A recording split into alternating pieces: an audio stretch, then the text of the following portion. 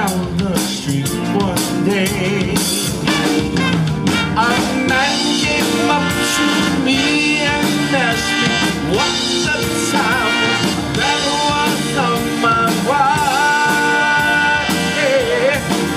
And I said, yes, I said, does anybody really know what time it is? Does anybody really care?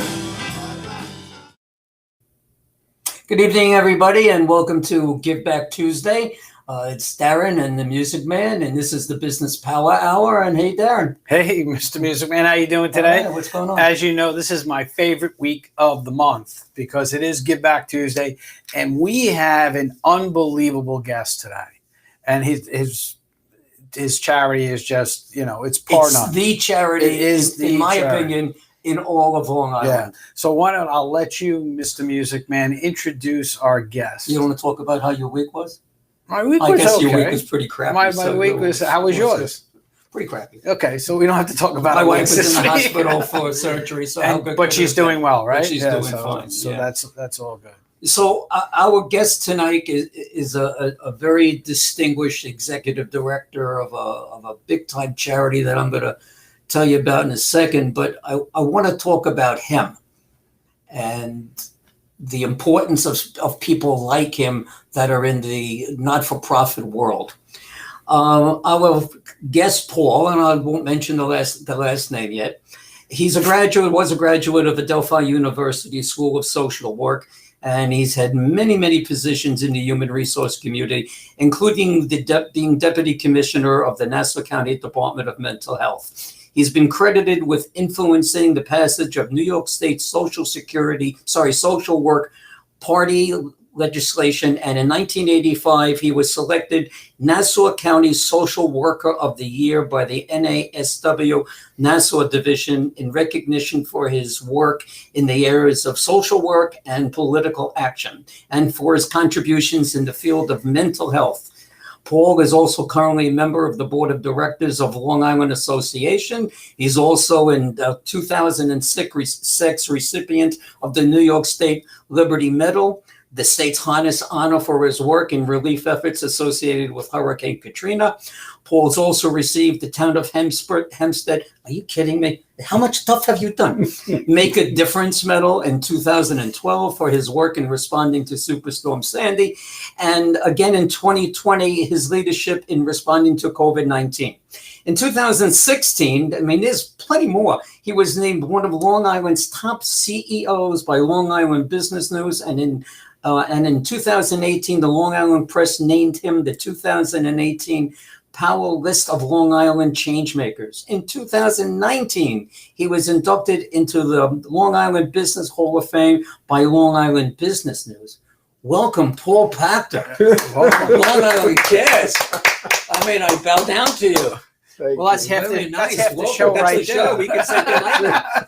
Send donations to Long Island Cares, and that's it. We're done. So Paul, tell us about Long Island Cares, what it's all about. Let our audience know what you guys do and why you're doing it. And how long you've been doing it. Well, we'll start with Long Island Cares. So Long Island Cares was founded 41 years ago by the late Harry Chapin, singer and songwriter, late and great. Harry, at that time in 1980, had already founded an organization known as World Hunger Year to focus in on the issue of hunger and food insecurity globally, mostly third world countries, Africa and Ethiopia and India and issues that were more global and needed a response from Washington, so on and so forth. But then in 1980, he turned his attention to Long Island, which was his backyard. He lived in Huntington Bay. And he wanted to do something that would make a difference in the lives of people who were struggling with hunger and food insecurity. And so he approached both the Nassau County and the Suffolk County executives. At the time, I believe it was Fran Purcell in Nassau and John Klein in Suffolk. And came up with the idea of creating a food bank for Long Island. He was familiar with the work of America's Second Harvest, which is now known as Feeding America. and found out what he had to do in terms of applying and getting funding and creating a mission and a board of directors. So he worked with New York State, with Governor Cuomo at the time, Mario. And, You have to show a difference. you have to distinguish. We had Correct. to differentiate which one. So we're talking about. he approached Governor Cuomo, and Governor Cuomo actually made him a counteroffer, and that was, if you can raise a certain amount of money from Nassau and a certain amount of money from Suffolk, New York State will match it and will provide you with property to get this thing off the ground. And so when Long Island Cares was founded and then opened up their doors in 1981, it was on the grounds of Pilgrim State Psychiatric Center, which is, of course, run by the state. The property is owned by the state. Right. There were 2 vacant buildings, and Harry was able to raise $75,000. That's 40 years ago. Right. Which is a lot of money back then. And he opened up Long Island Cares as the region's first food bank. And what we do as the regional food bank is we provide currently about 12 million pounds of food to support 340 organizations in the community. So we're talking about the food pantries, the soup kitchens, daycare centers, senior citizen programs, veteran service organizations, and we provide them with food, personal care products, household supplies, pet food. So what you're saying, Paul, is that Long Island Cares is really the collector of everything. So these food banks, these local food banks, don't have to go out and solicit and really put their efforts or their resources to going to getting donations. You guys are handling that for them, Correct. For the most part. But at the same time, they do work with their local communities and host food drives and have fundraisers. But the majority of the food that they receive for their communities comes from Long Island Cares. We provide about 46% of all the food distributed to feed the hungry here on Long Island. How does a charity become associated with Long Island Cares? Say ABC Food Bank, located anywhere Long Island, needs help. And it's not that they don't know, they do know, but how do they get involved with you? Well, it's a very simple process. If the organization is a recognized 501c3 charity in the state of New York, they simply have to fill out an application. There are no fees. We will then send our staff to audit their physical location to see what kind of equipment they have. There are policies and procedures in terms of handling the food and how much you distribute to people in need. And if they meet the eligibility, we welcome them with open arms. Is it anywhere in New York State or just Long Island? Just Long Island. Just Long Island. So you're really focused on Long Island. And I remember, I got a quick Harry Chapin story as a kid. Go ahead. I was in like 3rd grade. It was like the mid 70s. And he actually came to my school and played for us. And at the time, I was like a 3rd grader. So I really didn't know who he was. The teachers knew. The teachers knew. But, he was, and what I couldn't understand was the whole school was in the auditorium for this. And it seemed like, everybody was Who's this guy? Who is this guy? But he was playing a lot of songs for the kids. I remember there was one song about monkeys and bananas in a truck, and 30,000 pounds of bananas. That's it. That's the song. 30,000 pounds of bananas. Pennsylvania. Yeah, that's it. So he sang. I remember that, but he finished with "Cats in the Cradle," and that's when we went, "Oh, I know that song. I hear that on the radio," and that kind of when it clicked that he was there. But he was that kind of guy where he was always giving back to the community. Is Cats in the Cradle part of his life story? No, it's actually, first let me get back to what you just said, Darren, because in the last 14 years that I've had the privilege to run Long Island Cares, anytime I meet people and they know what I do, everybody has a story about Harry Chapin. 90% of them are exactly what you just related. He came to my school and did a concert. Right. And one of the things that really, I think, would be the hallmark of this guy was how accessible he was. There was no airs about Harry Chapin. He Including never the saw car he himself. drove.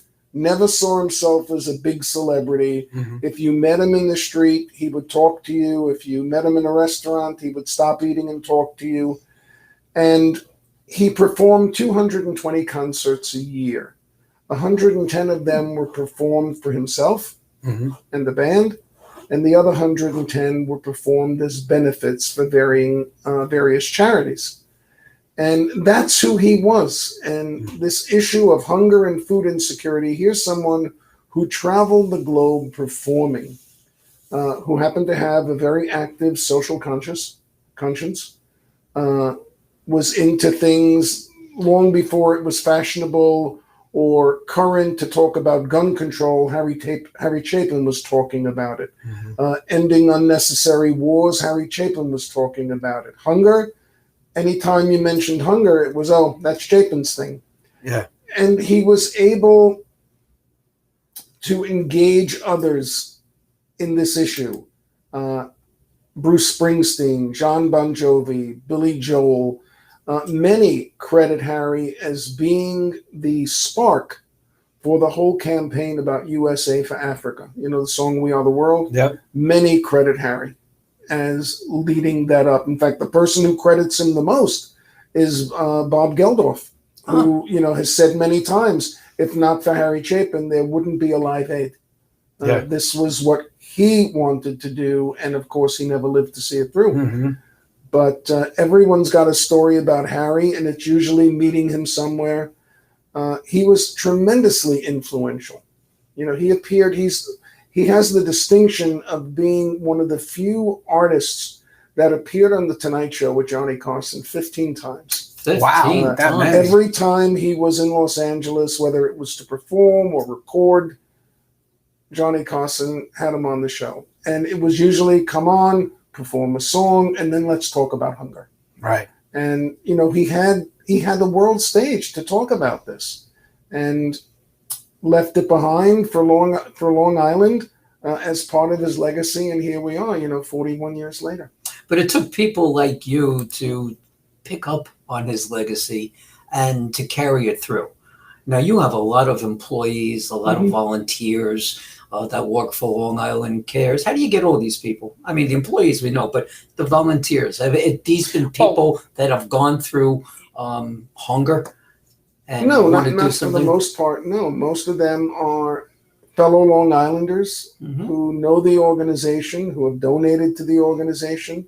A lot of retired people who are looking for something to do during retirement. We have many volunteers who volunteer with us 2-3 days a week because they're retired. Retired Long Island Railroad conductors, teachers, truck drivers, accountants. They want to get involved. This is an issue that really has been very visible, in part due to the work of Long Island Cares over the past 4 decades. When you talk to people about hunger on Long Island and you tell them there are between 350 and 400,000 of our neighbors that are struggling to put food on the table, people can't believe it. But it is what it is. That's the thing that a lot of people don't understand. That, you know, Nassau and Suffolk County have 2.9 million people living in it. That's bigger than a lot of states. Sure. You know, in this small area. And people don't realize, sometimes we forget how lucky we are to have a meal every day. Sure. Because there are a lot of people on Long Island that you don't even realize they're walking around, and they're walking around wondering, when am I getting my next meal? And, you know, it's interesting. You just said a meal. Okay? Yeah. We have 3 meals. Yeah. And people are struggling to get a meal. Absolutely. It's, you know, look, when Harry founded the organization, he knew that providing the food, accessing the food for the organization wasn't going to be a very big challenge. You're either going to have it donated or you're going to buy it and you're going to distribute it. His main focus in creating the organization was to focus on the root causes of hunger, meaning, why are people needing the food? What's going on Long Island that people can't provide a nutritious meal for their family? So if you look at the root causes of hunger over time, You're looking at things like poverty, like unemployment, people who are underemployed, not making enough to make ends meet on Long Island, people who are new to the region, our immigrants who come here, people who are struggling with catastrophic illness, whether it's heart disease or cancer, of course today COVID, and had to stop working, even if it's temporary, and they wind up having to make very difficult choices that no person should ever have to go through. Am I going to get my prescription medication so I can keep my diabetes under control, or do I feed myself? Am I going to pay my rent or my mortgage, or am I going to buy food? Am I going to try and put my children through college, or I'm going to buy food for the table? A car payment, a repair, something. So we're left with 340,000, 350,000 people in the region who are making these difficult choices every day. And the ones that, stand out for me, that would stand out for your audience, there is no conceivable reason why 4,000 veterans should be known to Long Island Cares. Absolutely. People that have spent years on the front lines defending our country, then come home and are standing on food lines. Crazy. And then all the seniors, the people that founded this region, the people that created, Levittown and the first houses, find themselves now, 50, 60 years later, struggling to maintain a basic home. A mortgage is paid, their taxes aren't that high, but they're just not making enough with the cost of living that we have here on Long Island. Have people around the country reached out to Long Island Cares and asked for a template or something that would help? Because this is something that goes throughout the United States. This is not just out here on Long Island. No, that's a good question. Not necessarily reaching out to us in terms of how do you set up a food bank, but when people learn about us and they learn about our model, we're a very different organization than your traditional food bank. Traditional food banks, of course, do what the Harry Chapin Food Bank does, and that is secure food, procure food, send it out to the network, provide some funding, some advocacy. That's what food banks do. But Long Island Cares has a very robust direct service program.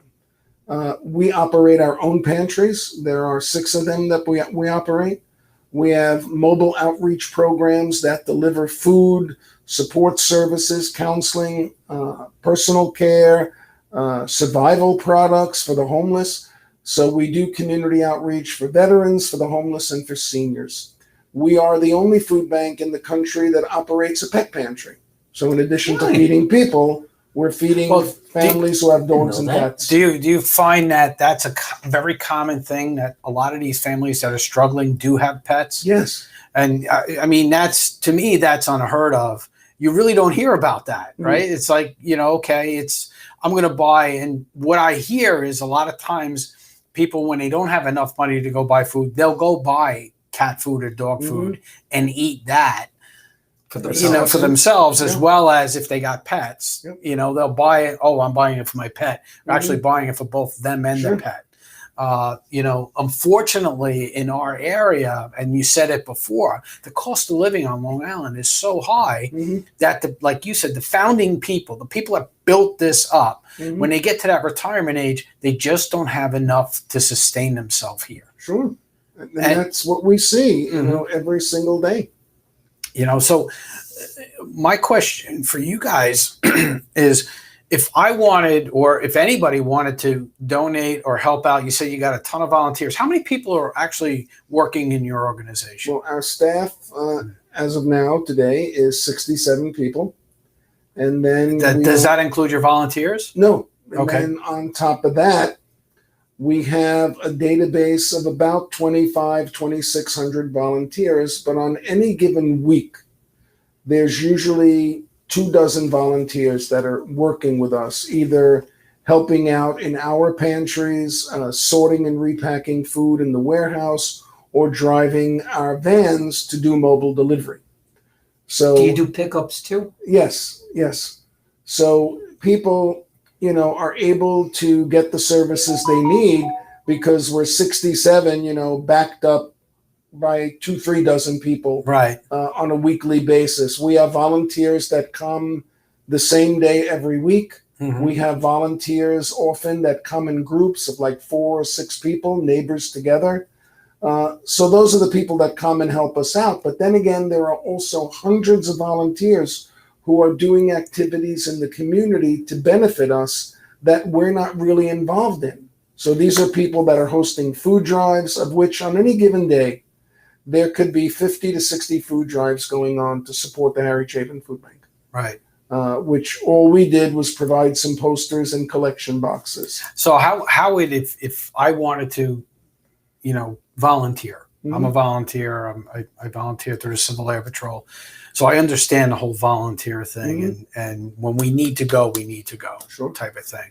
So if somebody wanted to volunteer their time for this, how do they get a hold of you guys? Well, there's really a few ways they can get in touch with us. First of all, we always invite people to give us a call. 631-582-FOOD. Can't be any simpler than that. If they're interested in donating, if they're interested in volunteering, if they just want more information about the organization, give us a call. Or go on our website at licares.org, click on the link to volunteer, and there's a form that comes up. They fill it out right online. They submit it. It comes back to us. And within a week, you'll hear from our volunteer coordinator. We do vet our volunteers to find out what their interests are, what their skills are. We want to create experiences for our volunteers that are not only meaningful, that are sustainable to them. For instance, my wife volunteers every Friday in our Freeport satellite. And she has her job. She's repacking, she's sorting, she's putting food out on the shelves. 2 weeks ago, she started to actually help the people who were coming into the pantry, because now with rate of vaccinations that we have, we're allowing people back into the pantry to pick their food. So there are people that want to volunteer and just do office work, and that's fine. We always have plenty of office work. Now it's 8 locations, so they can go. Where are they? Our locations are all over Long Island. Our main facility is in Hauppauge at 10 David's Drive. And then we have a satellite on Sunrise Highway in the village of Freeport, Nassau County. We have 2 satellites in Lindenhurst. That's where the pet pantry is, and our South Shore Service Center. We have a satellite in Huntington Station, 1 in Hampton Bays. We're going to be opening up a new satellite this month in Bethpage. That's going to be the Central Market. And we just opened up another office building right up the road from our main facility in Hauppauge. This one is at 75 David's Drive, and that's our Center for Community Engagement.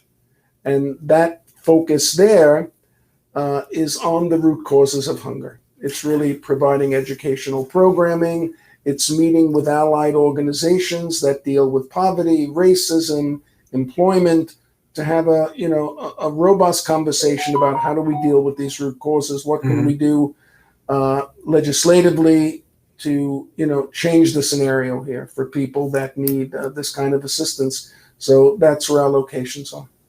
So, now conversely, somebody who is in need of your services, not just volunteers, but people who actually need the food.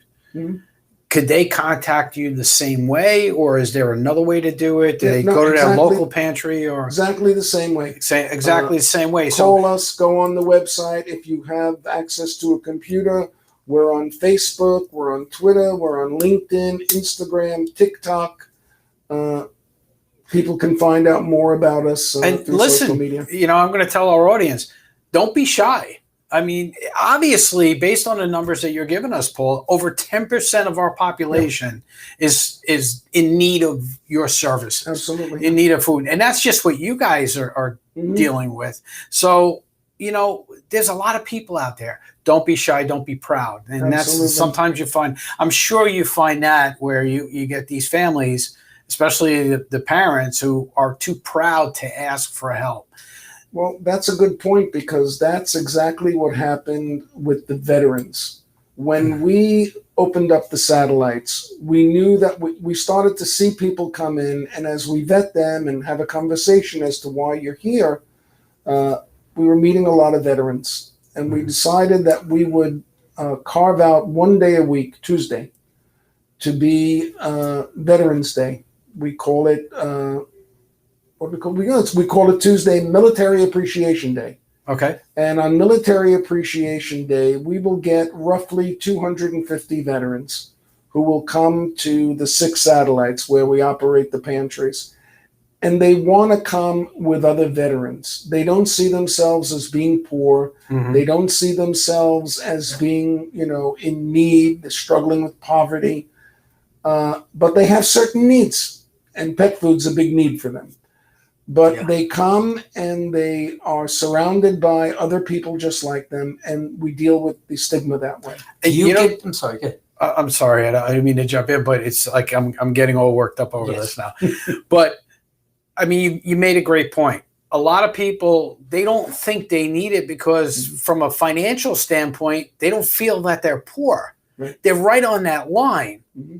And like you said before, it's okay, what do I pay? Okay, I'm not gonna spend that much on groceries so I can pay my car payment this week. Or I'm not gonna spend that much on groceries because I gotta pay insurance. Or, whatever it may be. Yes, I still have a car, I still have this, I still have my house, so I'm not poor. But at the same time, because of the cost of living, they are. And they are in need of this. And see, this is the thing. And we have these charities on every month. And every one of these charities that come on provide these services for the people in need. Mm-hmm. And that's why I brought up the fact that don't be too proud. Mm-hmm. Don't be, I don't really need this. Well, yeah, you do. And you know what you see with veterans, because I see this all the time with, I deal a lot with the military and stuff, is, you know what? I'm not going to leave you behind. I'm taking you with me. Sure. And a lot of times a veteran will walk them in, even if they don't want to be there. Absolutely. Now, these veterans that you help, do they come from an organization, or do they just, them and a friend will just show up? Does an organization refer to you? Some do.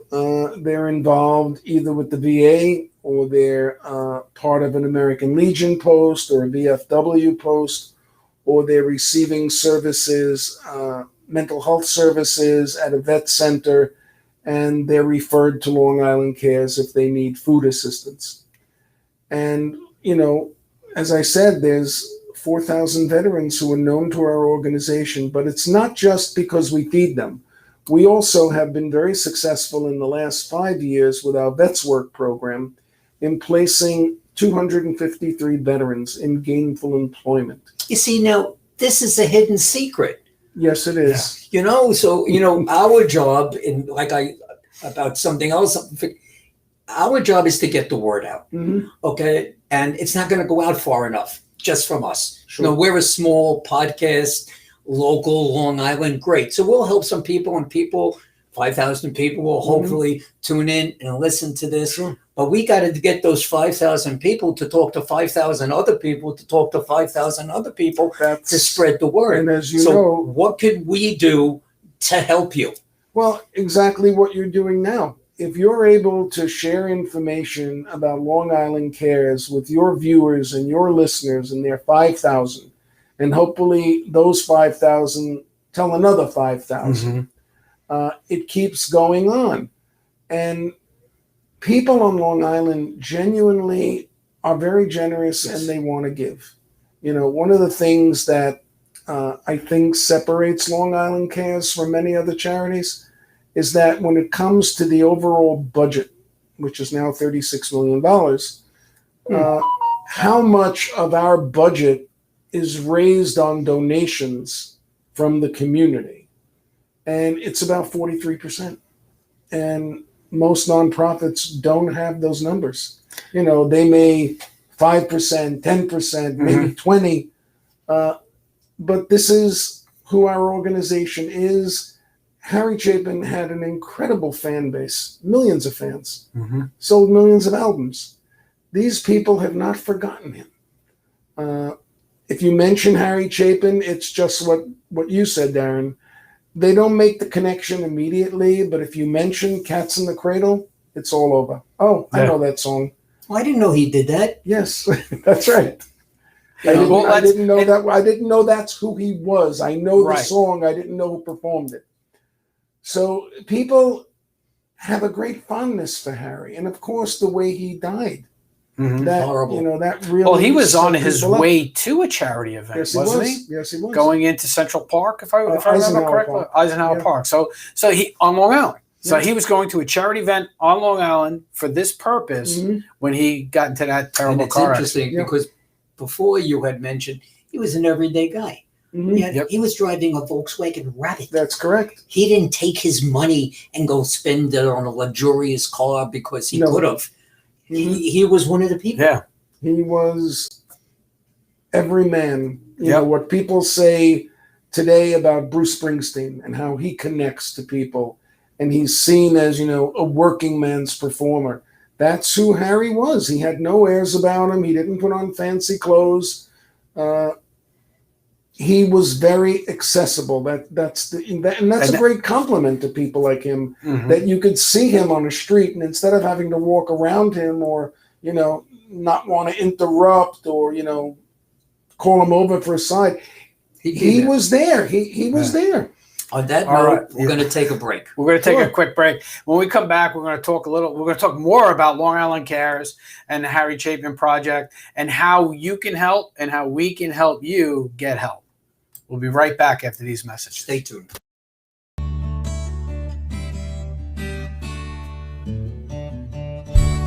Take to the highway, won't you lend me your name? Your way and my way seem to be one and the same. How sweet it is to be loved by you. There you were, needed someone to understand my ups and downs. There you were,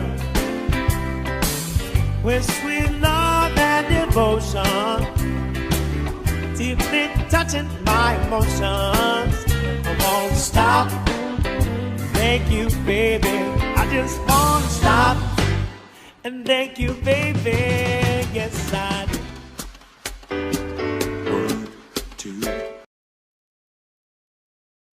Coming on the Business Power Hour gives you something that you don't normally get with your typical advertising on the internet. Or in the newspaper. Right? None of that stuff. You get thousands of viewers who see the show every week, not only locally, but nationally and internationally. For a very nominal fee. Actually, we did it and we broke it down. It will actually cost you 0.75 cents per view that you get.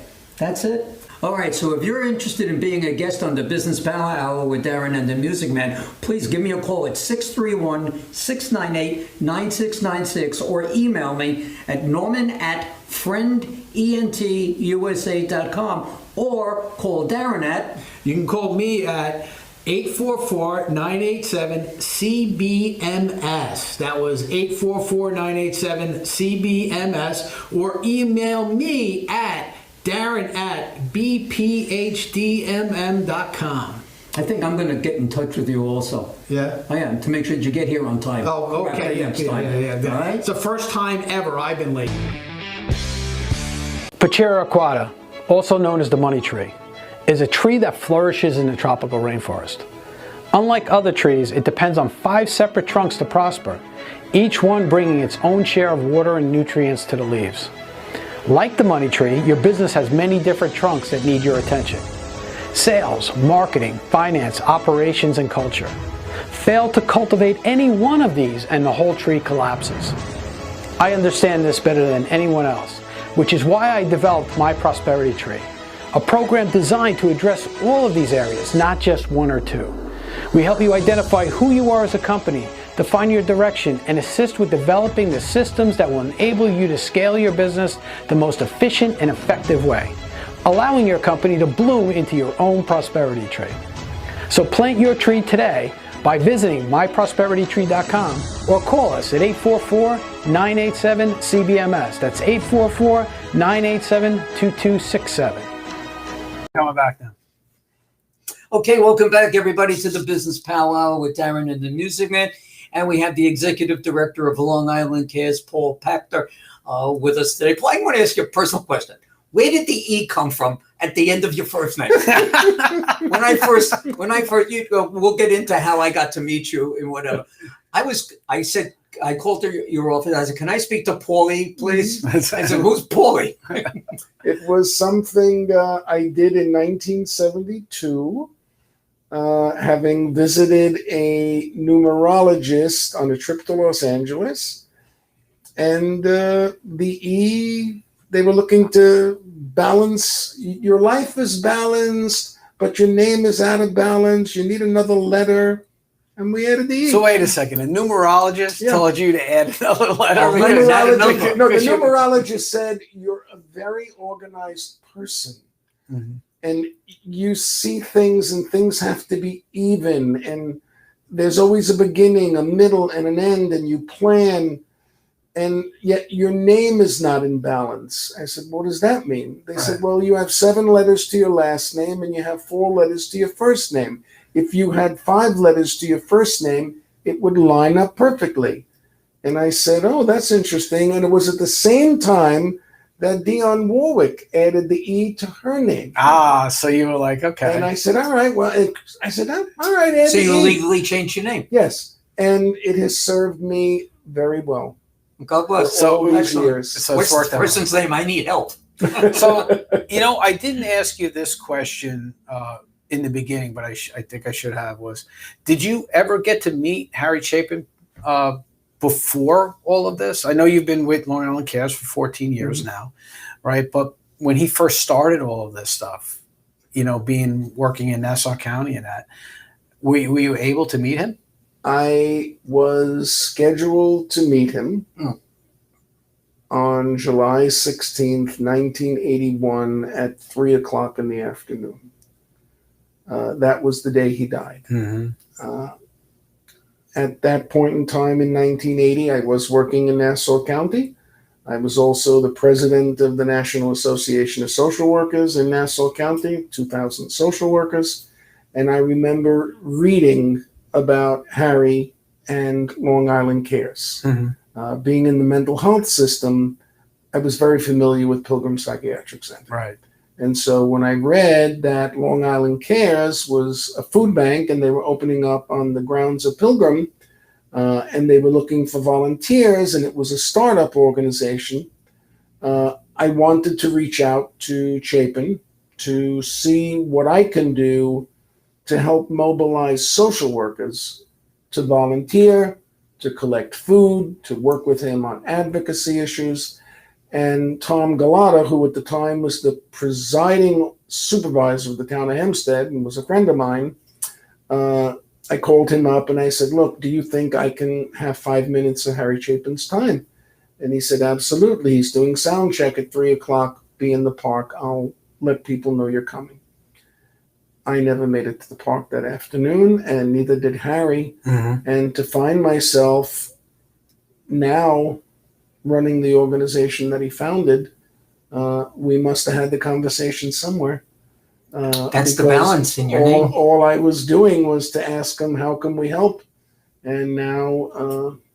because the social workers are really the frontline people that see this up front and close, right? Yeah. You're dealing with those people that are in need of these services. Well, as social workers, we would look at food insecurity as being a contributing factor to certain illnesses. Mm-hmm. If you're food insecure, you're not eating nutritious, you're not eating a healthy diet, you're loading up on carbs, you're loading up on fats, you're loading up on sugar, and it's impacting your health. And so when you look at food insecurity, you have to really look at it not only as a societal issue, an environmental issue, but as a major health crisis for a nation such as ours that still to this day throws out more food than we eat. That's such a shame. Not only that, we throw out more food than we eat, and we can't feed the people that need it. Yeah. Right. You said it right there. And you look at all of these other countries that we're helping and we're aiding in getting them food. And I hear this all the time. It's like, well, why are we spending money overseas when we should be taking care of the people here? Well, we have the opportunities to take care of the people here. And we don't. Our people are not taking advantage of it. Yeah, I think that's part of it. To a great degree, that's true. You know? So all of the things would be here for the taking, and they are here for the taking, if people would just say, you know what? I need this. I want this. How do I get this? Unfortunately, a lot of people don't know how to get it.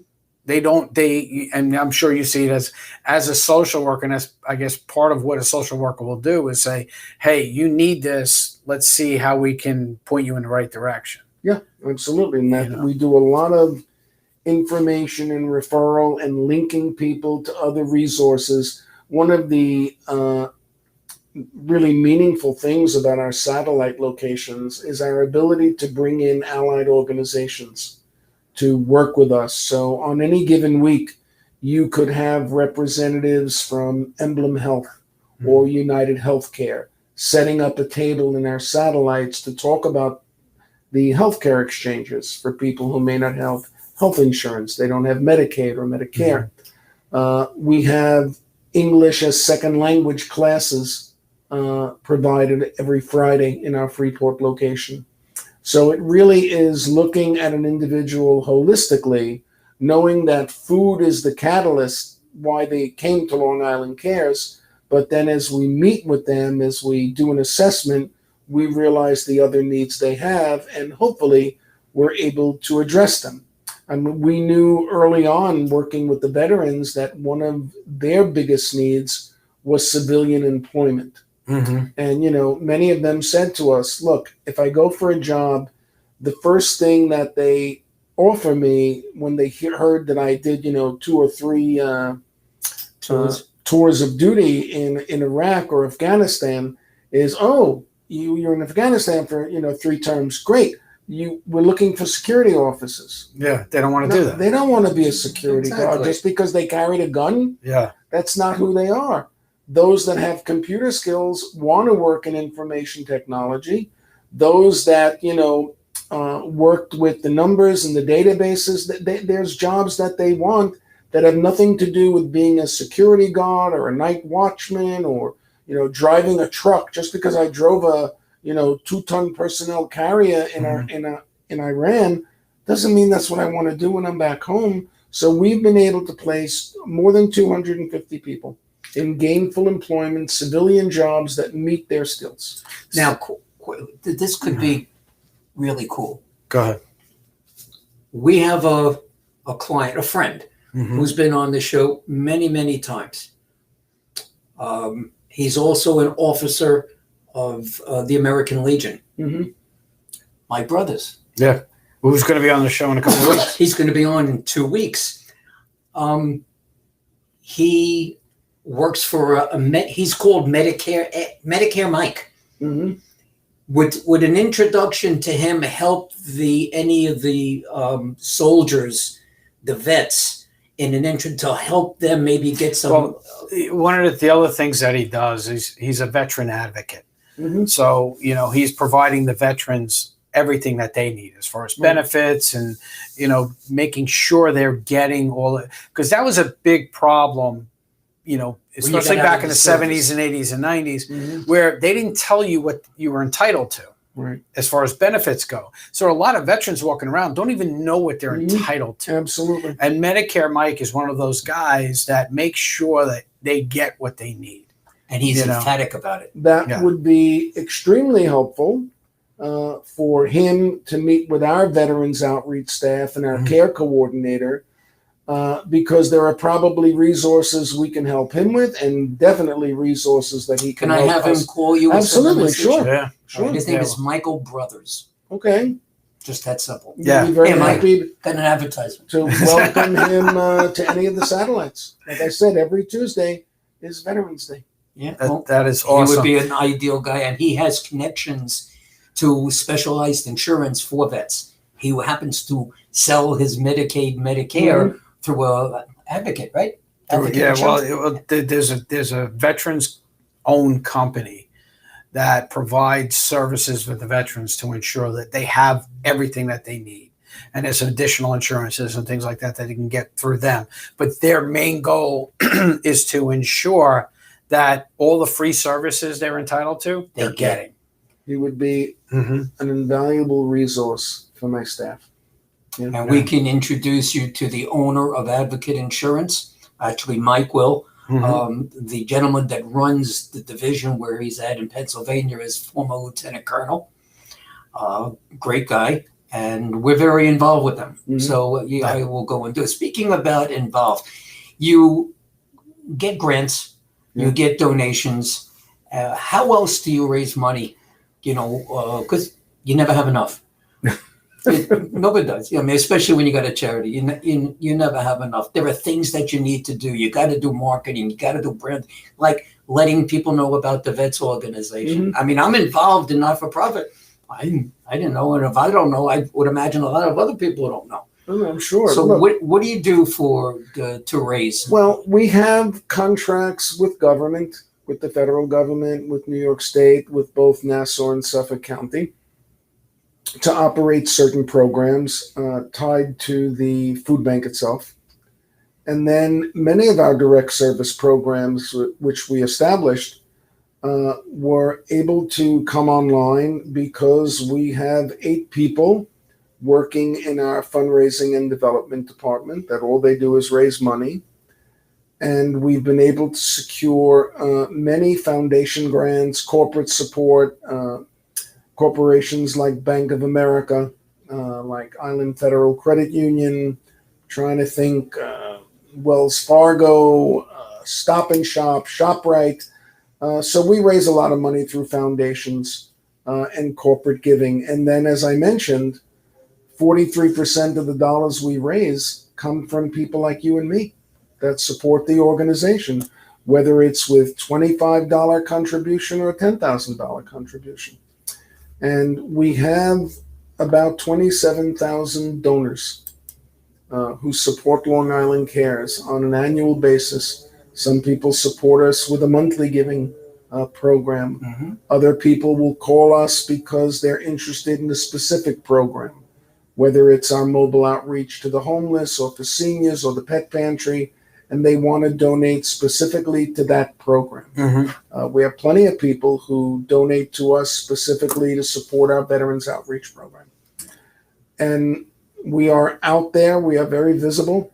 I think we're one of the few nonprofit organizations in the region that spends a considerable amount of money every year on advertising, whether it's our TV commercials or our ads placed in different papers. Yeah, I saw you on TV the other day. Oh, well, there you go. we have a commercial running right now. It actually kicks off on the 9th. You look the same. You don't need the makeup or anything. Yeah, I'm the same guy. The hat's on. Hats on. So It's become a part of my personality. I have to tell everybody.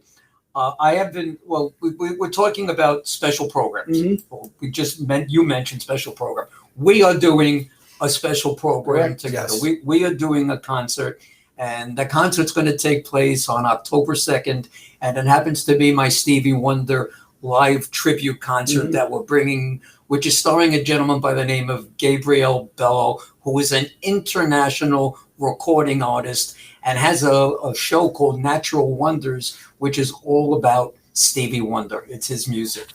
And I have been trying for years to get to speak to someone like you in your organization.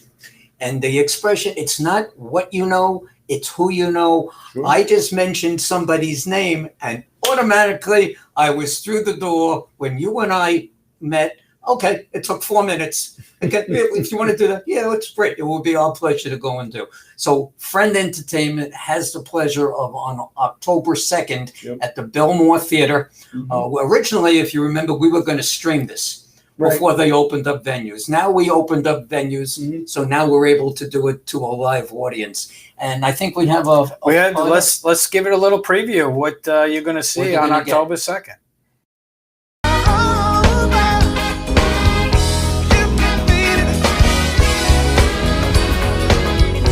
You can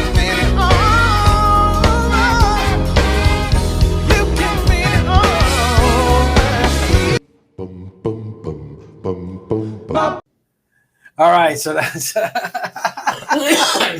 So we're going to be doing this show with part of the proceeds going to be going to Long Island. And how Cares. can people get tickets for your show? Before that, we wanted to add something. I want everyone who's going to come to this show to bring a can or a box of food or bring a bag of food and drop it off at the Belmore Theater at 222 Pettit Avenue in Belmore. The show is at 7:30, and hopefully you'll buy tickets by going to friendentusa.com. Call me at 631-698-9696. Go to Eventbrite. Go to our webpage. It's all over the place. And I believe that Long Island Cares is doing a big campaign on it also to the 27 or so thousand people. So we're not expecting a seat to be empty. And there's not that many seats in this venue. So we appreciate that you come out and we'll make a donation. And you know what? I can tell you this. Every time I go see one of Norm's shows, the talent is just unbelievable. It really is. So just based on what you just heard, you know it's going to be a good show. And you're going to see the Music Man in one of his fancy see me jackets. one of my jackets. One of his fancy jackets. And then you're going to hear Paul with an E on stage talking about the charity. And that's what we're going to do. What other events do you have coming up? Well, I'm trying to think. Beside the Stevie Wonder tribute, which I really have to say that that event is something that really resonates for us because of our history with music. We were founded by a musician, so we're very fortunate to have worked with a lot of musicians and artists, record companies, promoters that want to do something nice for Long Island Cares. It's not just the Springsteens and the Billy Joels that do stuff for us. It's a lot of regional acts and local artists who want to take part and give back as well. So this is just, it's an event that really is very special to us. And to me personally, because I live in Belmore, it's a nice thing for me to be able to participate in that. But the other events we have coming up right now, we're in the process of planning a dog walk. When is that? It's sometime in October. Should be the middle of October in Hauppauge. So we're working on that. And they can find out this information from your website, right? Oh, sure. Yeah. So make sure you go to longislandcares.org to get all the information on all the events that are coming up. But go ahead, Paul. I didn't mean to cut you off. Because of COVID and the most recent surge with the Delta variant, we really have cut back on things like golf outings and dinners. But there is also a group of musicians here on the island from Garden City, 26 of them, who call themselves We'll Sing for Food. And they'll be doing another concert for us in January. Sweet. I don't know the date yet. If you send me that flyer, I will post it for you. Oh, sure. Yes. And I know we have an online auction coming up for the holidays with some very nice prizes. So I think there are either 3 or 4 events that are coming up, small events. Well, if you want any help with those, thank you. I will always be able to post. We will post for you. One of the things we offer every charity that comes on here. Anytime you guys need to get information out, of an event coming up or just, and that's why most of our charities come on 2 or 3 times a year. Okay. Because we want to keep you relevant. We only have 12. We only have 12 Tuesdays. Yeah. And we can't. So sometimes we have to go and we'll take an extra day or 2. We'll do that as we get towards the end of the year. But I would love to, after we make this a successful event, I want to help the vets. That would be wonderful. Through you. Yeah. That would be wonderful. And that's a big thing that's close to our heart. That's great. Because they really do appreciate everything you do for them. And we've been very fortunate. Oftentimes, you'll get a call from Bank of America. Oh, we've got like 50 tickets to a Met game. Would you like them? We always give them to our veterans. Oh, those same banks should be buying tickets for the concert and giving them to their people as well. That would be a good idea. We'll have to make an announcement and about I will that. Definitely get in touch with the You may have to move this to Nassau Coliseum. I should only do so. So that's it. It's about that time. So how do people get in touch with you? Well, they can call us at 631-582-FOOD. They can log on to licares.org, or if they're on social media, we're out there on Facebook, Twitter, Instagram, YouTube, and TikTok and LinkedIn. So people can find us, find out about our programs. Our social media platforms are very much alive and fluid. I mean, every day there's stuff being uploaded, whether it's a profile of someone we serve and support, or it's someone who's made a donation to us, so we're promoting a program such as the concert. People can find out more about us there. They can also use that to volunteer, make a donation, come for a visit. I want to say thank you for Darren and I for you being here. And I personally want to say thank you for allowing me to go and help Long Island Cares. Well, we really do appreciate the support. Yes, thank you for that. Thank you, Paul, for And being bring here some today. bring some Thank food. you. Yes, definitely. But Bring some first food buy for a this. ticket, then bring some food. There you go. All right, we thank All you so right. much. All right. Don't so, go away. wow, man. That was killer. I told you It was an awesome show, Right? as always. You know, I love, this is why I love. He's the this week. coolest executive director Yep. you ever want to meet. You know, You check the you glasses. forgot to and put the your hat. mic on. I hope that people can hear you Well, during the show. Hope so too. You know, But I talk loud enough to you do had your that, mic on. so- You took it off. Yeah, it was on. It was on. It was on during the show. I think sitting next to me, it'll be fine. Yeah. But anyway, yeah, I mean, guys, great charity, Long Island Cares. They're there to help. I say this every month when we have our charities on. They're there to help. Don't be afraid to ask. They're dying for you to ask for help because they want to help you. Don't So- even ask. Just show up. They Show know up. why you're there. They show up. They know why you're there. And they'll help you, and they'll gladly help you. So, yeah, please do that. So next week, We have a hypnotist, and you certainly need a little of his work. I need a little. Yeah, of his you work. need a little. Why do I need? a We'll little of his both. work? We'll both. Yeah, maybe I think he we'll let hypnotize him hypnotize you. Oh, okay. I'm We'll too get old. you- I'm too we'll old get to be you- hypnotized. We'll teach you how to shut that ringer off on your Okay. phone, Mr. Music Man. Now I got All to right, learn how to put everybody. it on. All right, Okay. be safe. Have a good week. Have a great weekend, and we'll see you next Tuesday. All right, good night, Good everybody. night.